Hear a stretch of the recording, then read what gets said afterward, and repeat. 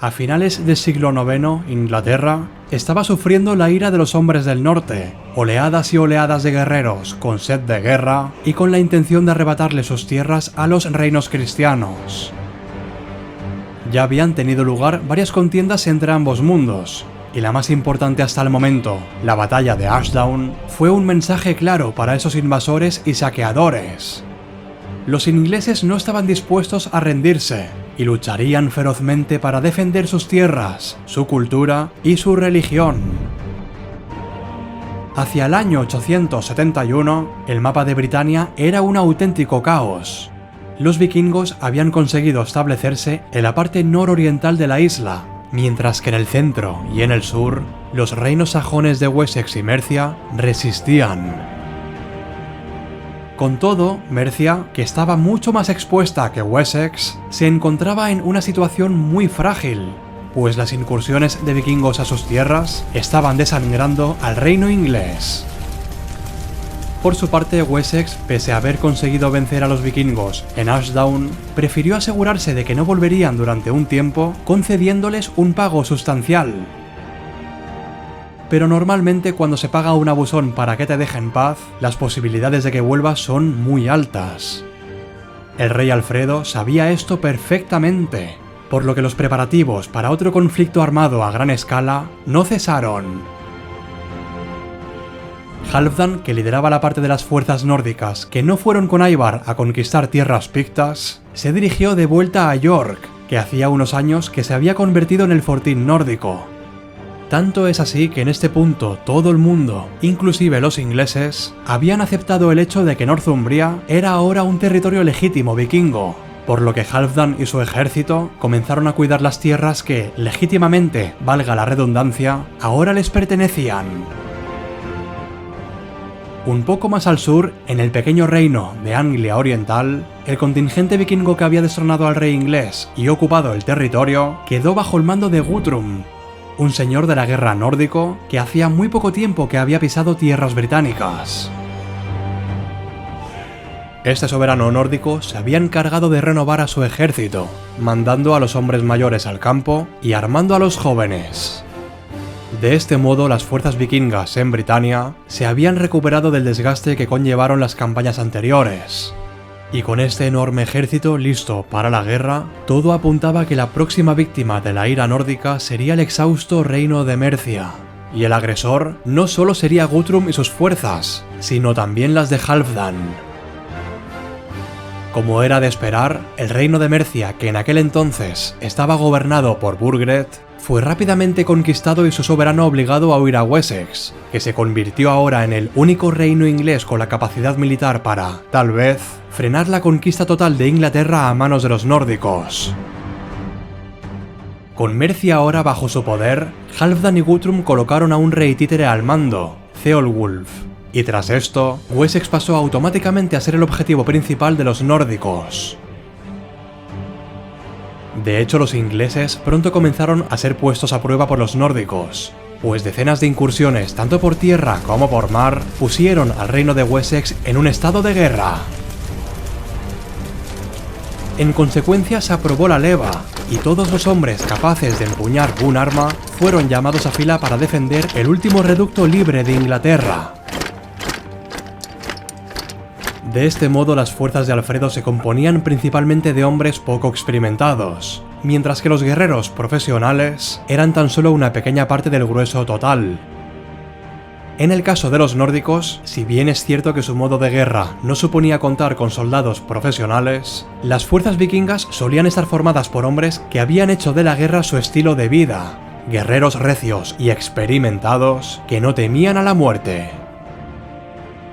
La acción comenzó cuando Guthrum se adentró en tierras inglesas con un enorme contingente de caballería y logró vencer a un pequeño grupo de ingleses bajo el mando de Alfredo, que con el fin de conseguir algo de tiempo ofreció una tregua a Guthrum y este, también necesitado de tiempo, aceptó.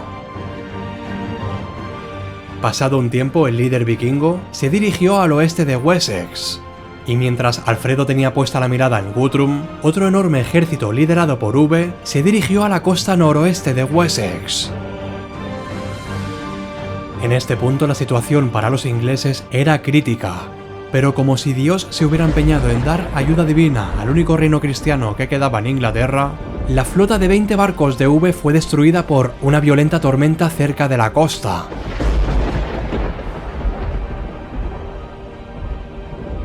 Incapaz de unirse a la aventura de Guthrum, V junto con los supervivientes de la catástrofe se refugiaron en Gales.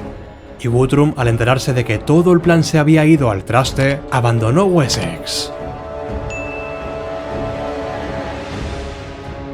Con todo, la guerra ni mucho menos había acabado, pues los nórdicos, a pesar de las adversidades, seguían contando con un ejército imponente y con sed de victorias. Ya a principios del año 878, Guthrum se jugó todas las cartas con las que disponía y atacó por sorpresa la ciudad de Chippenham, donde se encontraba el rey Alfredo junto con una pequeña guarnición, y pudo escapar de esta incursión milagrosamente. En este punto el destino de Wessex y por tanto de Inglaterra pendía de un hilo. Si Alfredo fracasaba en esta guerra defensiva, la totalidad de la isla caería en manos paganas. Pero pese a contar con muy pocos hombres leales y con un ejército completamente exhausto, el rey inglés estaba dispuesto a resistir y a evitar que el hacha vikinga diera el último golpe a la causa inglesa. Guthrum por su parte ya había tomado la mayor parte de Wessex, siendo en este momento rey de casi toda Inglaterra y por tanto presumiblemente el hombre más poderoso de la isla. Alfredo, como un perro arrinconado, se dedicó a morder a Guthrum lanzando pequeños pero constantes ataques en la Wessex ocupada. En este momento el rey sajón se posicionó en una pequeña fortaleza en una colina de Thinwit, momento en el que V apareció de nuevo con unos 1200 hombres y asedió el pequeño enclave a la espera de que los ingleses se rindieran por falta de agua potable. Pero al contrario de lo que los nórdicos habían previsto, Alfredo encabezó un ataque sorpresa nocturno, acabando con V y todos sus hombres. El último hijo vivo de Ragnar Lodbrok había pasado al más allá.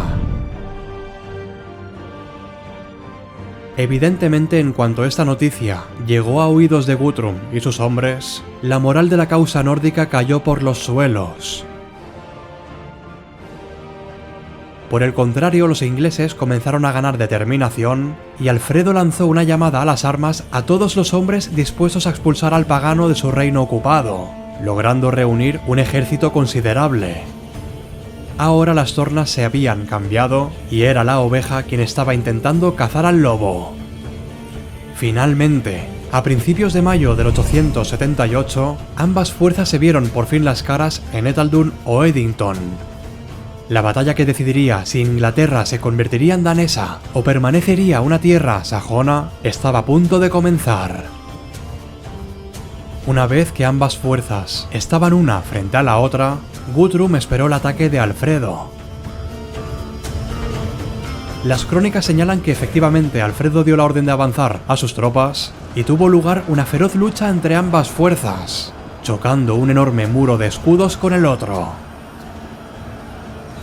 Aparentemente los vikingos lograron contener el choque sajón durante varias horas, pero tal y como señala textualmente el cronista Asser, finalmente se obtuvo una victoria a través de la voluntad de Dios. En cuanto los nórdicos pusieron pies en Polvorosa, los sajones, por orden expresa del rey Alfredo, se pusieron a darles caza y acabar con tantos como pudieron sin piedad. Con todo, Guthrum consiguió salir con vida de aquel día, y ante la imposibilidad de una victoria, pues su ejército había quedado gravemente dañado, decidió rendirse formalmente ante el rey Alfredo. Las condiciones del rey inglés obligaron a Guthrum y a todos los líderes nórdicos a convertirse al cristianismo, y de este modo Guthrum fue bautizado unas semanas después, y la paz en Inglaterra era ahora una realidad. Las crónicas anglosajonas describen los hechos de la siguiente manera. El invasor le concedió rehenes a Alfredo y grandes promesas de que abandonarían su reino, y todo lo cumplieron. Y 3 semanas más tarde Guthrum llegó donde Alfredo, que se encontraba en Aller. Con el líder eran 30 de los más honorables hombres del ejército invasor, y allí el rey danés recibió el bautismo.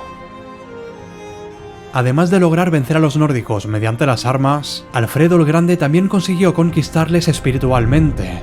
Ahora Wessex se hizo con gran parte de Mercia, mientras que reconoció a Guthrum como legítimo rey de Anglia Oriental, un territorio que ahora contaba con un monarca cristiano. Si te ha gustado este vídeo puedes dejar un like para hacérmelo saber, y si no estás suscrito te recomiendo que lo hagas ya que seguiré subiendo contenido como este. Gracias a todos los miembros que apoyáis este canal y que hacéis que pueda seguir adelante. Nos vemos en el siguiente vídeo.